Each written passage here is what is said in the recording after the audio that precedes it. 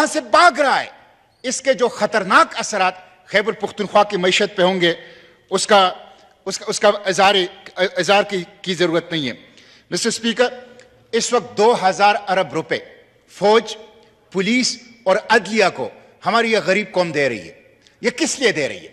2000 अरब रुपए फौज, पुलिस और अदलिया को इसलिए दे रहे हैं कि वो हमें तहफ्फुज और इंसाफ दे, लेकिन तहफ्फुज नहीं है, टारगेट किलर्स है, बम धमाके हैं और इंतहाई अहम मकामात के ऊपर रेड जोन के अंदर दिन दहाड़े धमाके हो रहे हैं, तो कोई तहफ्फुज नहीं है। तो अवाम यह सवाल पूछने में हक बजानिब हैं कि 2000 अरब रुपए यह गरीब कौम जो अपने टैक्सों से सिक्योरिटी इदारों को दे रहे हैं, पुलिस को दे रहे हैं, अदलिया को दे रहे हैं, तो हमें तहफ्फुज क्यों फराहम नहीं किया जा रहा? मिस्टर स्पीकर, इतना बड़ा वाकया हुआ, इतना बड़ा वाकया, 100 लाशें उठाई। खैबर पुख्तनख्वा के अवाम लाशें उठाते उठाते थक चुके हैं, अपने अजीजों अकारिब को दफनाते थक चुके हैं, लोग शदीद तकलीफ में हैं। इतना बड़ा वाकया हुआ, किसी ने इस्तीफा नहीं दिया, ना सिक्योरिटी एस्टेब्लिशमेंट में किसी ने इस्तीफा दिया, ना पॉलिटिकल स्पेक्ट्रम के अंदर किसी ने इस्तीफा दिया। यह 100 पख्तूनों का खून और इससे पहले जो खून, इसकी कोई कीमत ही नहीं है, इसकी कोई हैसियत नहीं है, कोई जिम्मेदारी का तायुन नहीं कर रहा कि यह किसका फेलियर था। यह सिक्योरिटी फेलियर था और यह प्रोविंशियल गवर्नमेंट का फेलियर था, यह फेडरल गवर्नमेंट का फेलियर था, यह रियासत की नाकामी थी कि वह तहफ्फुज नहीं दे सके। Mister speaker, war on terror जिसका बड़ा चर्चा था, वॉर ऑन टेरर में हुआ क्या? वॉर ऑन टेरर में 7 चीजें हुई। नंबर 1, 80,000 शुहदा वॉर ऑन टेरर में ये शहीद हो चुके हैं। इसमें अक्सरियत खैबर पुख्तनख्वा के हैं, कबायली इलाकों के हैं, पेशावर के हैं, इर्द गिर्द के इलाकों के हैं।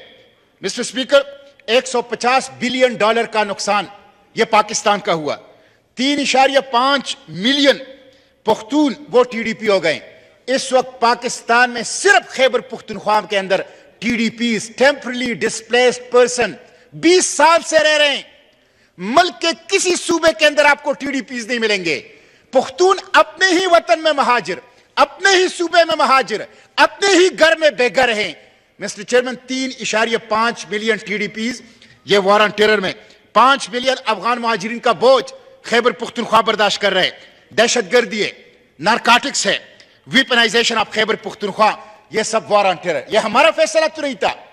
वॉर ऑन टेरर का फैसला एक बंदे का था, कुछ लोगों का था, जिसकी सजा पूरी कौम भुगत रही है और जिसकी सजा खैबर पुख्तनख्वा के अवाम को बिलखसूस गुज़िश्ता 20 साल से दी जा रही है। हम मजीद यह सजा बर्दाश्त नहीं कर सकते।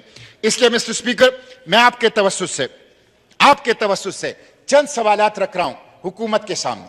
हुकूमत तो है ही नहीं, यानी इस वक्त वज़रा और माविनीन और उस मशीर, इनको मिला के 83 रुकनी काबीना बनती है, लेकिन 83 रुकनी काबीना में आप देखें कहां है हुकूमत नाम की तो कोई चीज नजर नहीं आ रही। पार्लियामेंट तो अकाउंटेबिलिटी के लिए है। यानी ये इतना बड़ा वाकया है दहशतगर्दी का, लेकिन हुकूमत की गैर संजीदगी आप देख लें कि कोई वजीर आपको नजर नहीं आ रहा। 83 रुकनी काबीना के अंदर उनके अंदर इतनी इस्तिताअत नहीं है कि वो आके दर्द को सुने, वो आके खैबर पुख्तनख्वा के आवाम को नूहा उसका सुने। मिस्टर स्पीकर, मैं आपके तवस्सुस से चंद सवालात करता हूं। पहला सवाल मेरा यह है कि दहशतगर्दों की नजरियाती असास पाकिस्तान में खत्म हो चुकी है, नजरियाती हिमायत खत्म हो चुकी है, पॉलिटिकल स्पेक्ट्रम और समाज में इनकी हिमायत खत्म हो चुकी है, हमारे नौजवानों के अंदर इनकी हिमायत खत्म हो चुकी है। अभी चंद माह पहले 2000 उलमा ने फतवा दिया है कि पाकिस्तान के अंदर मुसल्लह जिद्दोजहद और खुदकश हमले ये हराम है। मिस्टर स्पीकर, ये मेरे पास किताब है, ये पाकिस्तान हुकूमत की डॉक्यूमेंट है, पैगाम पाकिस्तान। इस पैगाम पाकिस्तान में 26 मई 2017 को 1829 उलमा ने यह फतवा दिया है कि पाकिस्तान के अंदर मुसल्लह जिद्दोजहद और खुदकश हमले और दहशतगर्दी की कोई गुंजाइश नहीं है और यह खिलाफ शरीयत है। इस पैगाम पाकिस्तान डॉक्यूमेंट की इमाम काबा ने, शेख अल अजहर ने, मुफ्ती आजम मिस्र ने और तुर्की के मजहबी इदारों समेत कई ममालिक के इदारों ने इसकी तौसीक की है। इसमें क्या लिखा गया है मिस्टर स्पीकर, मैं सुनाना चाहता हूं सिर्फ 2 जुमले इसके। इसमें कहा गया है, हम पाकिस्तान के तमाम मसलकों मकातब फिक्र के नुमाइंदा उलमा शरई दलाइल की रोशनी में इत्तेफाक राय से खुदकश हमलों को हराम करार देते हैं और हमारी राय में खुदकश हमले करने वाले, करवाने वाले, इन हमलों की तरगीब देने वाले और उनके माविन पाकिस्तान के और इस्लाम के बागी हैं। यह बिल्कुल कैटेगोरिकली इसमें कहा गया है। मिस्टर स्पीकर, मैं आपसे यह कहता हूं, यह मेरे पास नेशनल एक्शन प्लान है 14 पॉइंट, इसके ऊपर तमाम पॉलिटिकल स्पेक्ट्रम ने इत्तेफाक किया है।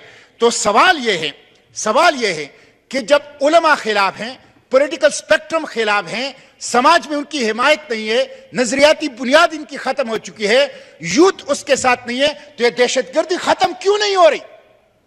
यह हम इदारों से पूछते हैं, यह हम रियासत से पूछते हैं, दहशतगर्दी खत्म क्यों नहीं हो रही? इस सवाल का जवाब खैबर पुख्तनख्वा के अवाम बिलखसूस और पाकिस्तान के अवाम बिलमूम मांगते हैं। मिस्टर स्पीकर, मेरा दूसरा सवाल यह है कि यह जो एहसानुल्लाह एहसान है, इसके जो वजाहत के कि वो फौज के और सिक्योरिटी के नरगे से वो जाके तुर्की और अब जर्मनी में है, यह जो बनू जेल का वाकया है, यह जो APS का वाकया है, यह जो स्वात में दोबारा TTP की आमद है, यह जो CTD बनू के दफ्तर पर दहशतगर्दों का कब्जा है, इसके बारे में अवाम के जहनों में शकूक शुबहात हैं। अवाम तस्लीम नहीं करते उस जस्टिफिकेशन को जो हुकूमत दे रही है, अवाम तस्लीम नहीं करते उस जवाब को जो रियासत दे रही है। इसकी जुडिशियल इंक्वायरी होनी चाहिए, इसकी पार्लिमानी इंक्वायरी होनी चाहिए। ये कौन है, किस तरह एहसानुल्लाह एहसान गया, किस तरह APS का वाकया हुआ, किस तरह बनू जेल छोड़ा गया और जो टॉप दहशतगर्द हैं वो वहां से रिहा कर दिए गए, किस तरह स्वात में दोबारा ये लोग आए, किस तरह बनू CTD के दफ्तर पर उनका कब्जा हुआ, किस तरह पुलिस लाइन मस्जिद में धमाका हुआ। इसकी पार्लिमानी इंक्वायरी होनी चाहिए। इसका जो जवाब रियासत और हुकूमत दे रहे हैं, पाकिस्तान के अवाम बिलखसूस खैबर पुख्तनख्वा के अवाम उससे मुत्तफिक नहीं है। मिस्टर स्पीकर, मेरा तीसरा सवाल यह है कि अली वजीर, मैंने मिस्टर स्पीकर 8 तारीख को, मिस्टर स्पीकर आपकी तवज्जो चाहता हूं, मैंने 8 तारीख को आपको यह दरखास्त दी है। इस दरखास्त में मैंने ये गुजारिश की थी कि अली वजीर के प्रोडक्शन ऑर्डर को जारी किया जाए। मिस्टर स्पीकर, मैं आपको बताऊं, अली वजीर के ऊपर इस वक्त कोई केस नहीं है। तमाम केसेस में जो जाली थे उनकी जमानत हो चुकी है, उनके कागजात 8 फरवरी को सिंध हुकूमत को पहुंच चुके हैं। क्या आप तसव्वुर कर सकते हैं मिस्टर स्पीकर कि एक पाकिस्तानी, एक कौमी असेंबली का मेंबर, जिसका अपना इलाका इस वक्त दहशतगर्दी का एपिसेंटर है, जिसके अवाम सबसे ज्यादा मजलूम है, वो बगैर किसी वजह के अदालतों से जमानत के बावजूद वो जेल के अंदर है? मिस्टर स्पीकर, ये वो सवाल है कि जब एहसानुल्लाह एहसान को आजादी मिलती है, जब राव अनवर को प्रोटोकॉल मिलता है, जब उजैर बलोच को रिहाई मिलती है, तो एक बेगुनाह जिसको अदालतों ने जमानत दी है, उनको प्रोडक्शन ऑर्डर क्यों जारी नहीं किए जाते और उनको कम से कम रिहाई वो क्यों नहीं दी जाती? मिस्टर स्पीकर, मेरा 5वां सवाल यह है, मैं समेट रहा हूं, वाइंड अप करेंगे, मैं सिर्फ 2 मिनट आपके लूंगा, मिस्टर स्पीकर, मेरा 5वां सवाल यह है कि इस वक्त हमें कहा जाता है कि ये जो 5000 TTP वाले अफगानिस्तान के अंदर हैं, और हमें यह भी कहा जाता है कि उनके पास कोई वसाइल नहीं है, हमें यह भी कहा जाता है कि वो भूखे हैं, वो नंगे हैं और उनकी फायर पावर कम हो चुकी है। तो 5000 TTP अगर अफगानिस्तान में बैठी है, तो ये हमारी जो 8 लाख फौज है, ये जो हमारी इंटेलिजेंस एजेंसियां हैं, तो वो उस भूखों को और वो जिनके पास वसाइल नहीं है और वो जो 5000 की तादाद में है, उनको काउंटर क्यों नहीं कर सकती? ये एक बहुत बड़ा सिक्योरिटी लैप्स है, ये इंटेलिजेंस और सिक्योरिटी फेलियर है और इसकी वजह से खैबर पुख्तनख्वा के, मिस्टर स्पीकर, खैबर पुख्तनख्वा के नौजवान मायूस हो रहे हैं। खैबर पुख्तनख्वा के नौजवानों में मायूसी है। वो देख रहे हैं कि मेरी मस्जिद की मीनारें गिरी हुई है, वो देख रहे हैं कि मेरी मस्जिद का मेहराब खूनालूद है, वो देख रहे हैं कि मेरे सफेद रेश, मेरे नौजवान वो कट रहे हैं, वो देख रहे हैं कि दहशतगर्द और बदतखोरों की राज है, और वो देख रहे हैं कि हमारी सिक्योरिटी एस्टेब्लिशमेंट सिक्योरिटी देने के बजाय सियासत के अंदर मुलव्विस है, सिक्योरिटी देने के बजाय अपने प्रोफेशनल जिम्मेदारियों से बाहर आकर मुल्क की सियासत को, मुल्क की सफारत को मैनेज करने की कोशिश कर रही है। इसलिए इसकी वजह से खैबर पुख्तनख्वा के नौजवानों के अंदर एक मायूसी है और यह रियासत के लिए खतरनाक है।